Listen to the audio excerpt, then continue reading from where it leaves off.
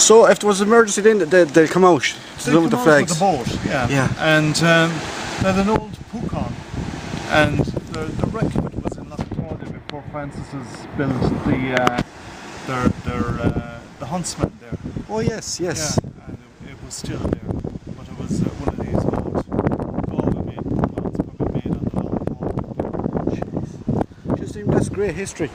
And It's great to know. what you have here then is you have the outer courtyard, and in Bill's time his mother used to plant flowers out there, and you could have a vegetable garden there as well.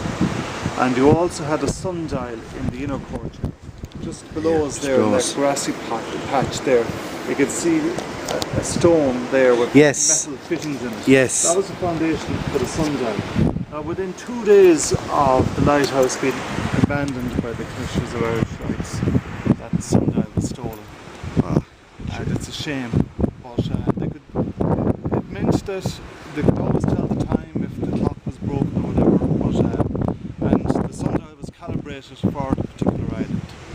So if you found that sundial somewhere in an antique shop at some stage, you'd know where it came you'd from. know that this is where it came from. It came from Mutton Island. Jeez. And then you had the workshops here and various stores for paint, for paraffin, and in later times then gas barrels at the very end of the life of the lighthouse. They used gas. Before it was automated, what they did was they used paraffin. Right. And then when it was automated in the late 70s or early 80s, they used gas, and they took the people off it. But then eventually what was happening was that there was so much light from the city that it drowned out the effect of the light here. So it wasn't really effective anymore. Now this is all just perspex. It's only in there I see that. on a temporary basis until we get the glass. And But that was 3/4 inch thick glass. Was it 3/4 inch thick glass? Yeah. And what you had then was in this area here, over here, you had red glass. And then the light flickered at so many intervals and so on. And you also had a curtain on the inside.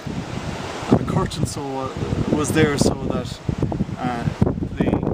if there was very hot sunshine, and that it didn't set the whole place on fire, you know. So the original light that was here was taken out of it in the late 70s or early 80s. But the Commissioners of Irish Lights are giving us a similar mechanism, and we can just display that downstairs as well. Very good, very good. Oh, very good. That nest, no matter how many times that falls, we come back to it. Do they? Yeah, it's an incredible nest. Well, that's a great history, Jim. Yeah. Great history. Down here then you have the water tanks. Every place was scrubbed scrupulously. So these are Valentia slate.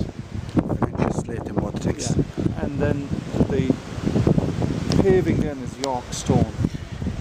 And there was a little faucet, a little tap on each of those tanks. And the water came down, you can see it was hived off from the From the roof there, yes. and that was used then to wash down this area here. And then there's another inner courtyard behind these buildings. You can just see the top of the tank. That was yes. That was a big water tank, a big concrete water tank, and that was divided in two. So if you wanted to clean out one side of it, you would empty it and you'd lime wash it, and you'd still have water in the other half of it.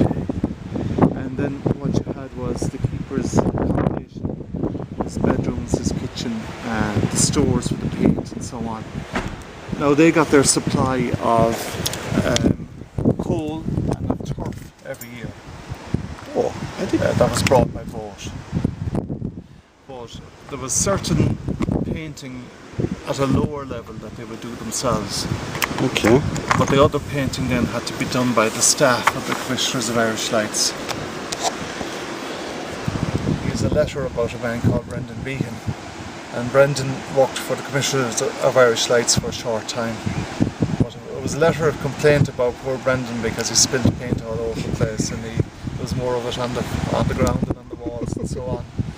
and it recommended his instant sacking. So I suppose the Commissioners of Irish Lights might have helped Brendan's career by getting him back into writing rather than painting. Isn't that a good one? Jeez, that's a great one. That's a great one. Yeah. The first time I came out here, shortly after I became Heritage Officer, I came out because this is a protected structure. Yes.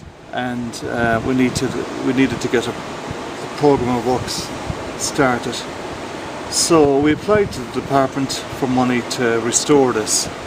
Now it has a couple of levels of protection. It's an archaeological site, so it's a recorded monument, so it has that level of protection. It's also a protected structure, so it has that level of protection from the point of view of its architecture and Yes. planning legislation. And the third thing of importance about the island is the natural heritage legislation. This is a bird sanctuary. It's important for Arctic terns. It's also important for the swans. Occasionally nest here as well. The Claddagh swans, the famous Claddagh swans. So what you're trying to do is you're trying to balance all these aspects of the heritage to build the cultural and the natural heritage. And the hope is that eventually, when it's all restored and we have all the artefacts in place, that it will look as if the lighthouse keeper has just gone around the corner for a smoke and will be back. Great, great. Yeah, I can be lighthouse keeper. I want to have a smoke. So the tide, I didn't realise that. I thought the tide came in a lot more closer to the place. Well, it was 6 o'clock night. There was around the time of Hurricane Debbie, there was a lot of damage Yes. down here because that wall there, we rebuilt that wall. Okay.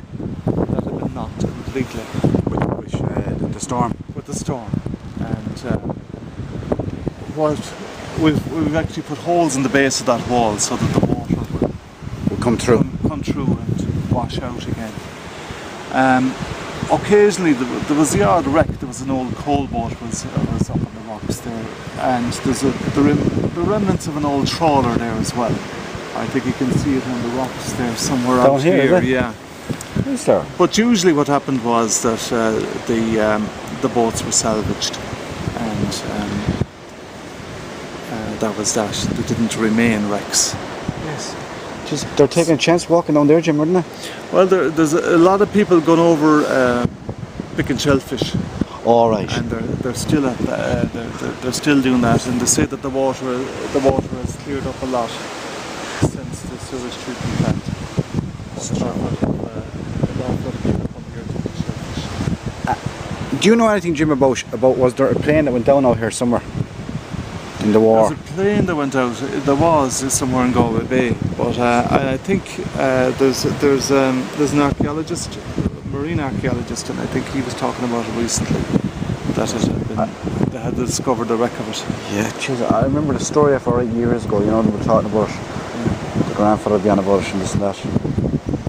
Now, apart from that, then, apart from the lighthouse itself, you also had a buoy over there, another navigation aid. Yes. So the Commissioners of Irish Lights they'd be responsible for the maintenance of that out there. The Margaretta Shoal is out there. That's the Margaretta buoy. And then you have these more modern navigational aids. You see the striped one over Yes, here. yes. But the other thing about all of the lighthouses is that each of them was painted a different group of colours so that you could tell it. So even if you were a foreigner and weren't really well up on the Irish coast, you could look up a chart and that would tell you where you were. I didn't know that now. Yeah. I didn't know that. So what happened with the restoration is that because we had a duty of care to restore the protected structure or whatever, we got some money from the Department of Arts, Heritage and Local Government, and then at a later date then the Heritage Council came in and they gave us some money to restore the roofs. So what we have is a fall scheme here. Mike Davis is running the fall scheme. He is their supervisor, and the lads are working away on various things here, whether it's the woodwork or the restoration and the cleaning of the walls and the restoration of the old stonework and so on. Gee, that's great. And so you have a team on one week and off the other week, and they're working away here. Very good. Very good. Jim, what was the idea of the little holes in the walls here? Those were ventilation holes, because what you didn't want is you didn't want condensation clogging up the inside of the. Oh, the inside of it, yes. Yeah. And there's also other holes. You can see them in the floor, and they have a brass. Yeah, I was looking at them inside. You see a ventilator. Yes. And they, if you saw this from the ground, you could see where the vents came out from there. So it was well aired and so on. You can also see where somebody in their spare time put a nice stencil design on the walls. Yes. Oh, I see that. Yes. And you had the same stencil design downstairs in the keeper's house, except that most of it had gone by the time we started the restoration work. So eventually, what we hope to do is put back replace the glass. Yes. Now these screw out. These are metal pieces that come out in a quadrant, and you have to unscrew them. And this is brass, and each of these is a little Roman numeral on it to tell you which one it is. So these have to come out and be treated, and you have to put in glass. Now it would be very difficult to get that sort of glass now, because it was 3/4 of an inch thick, an unusual thickness. Whether we'd be able to get it, or whether we'd be able to get it abroad or not, we don't know. But we'll restore what we can of it anyway. That's great.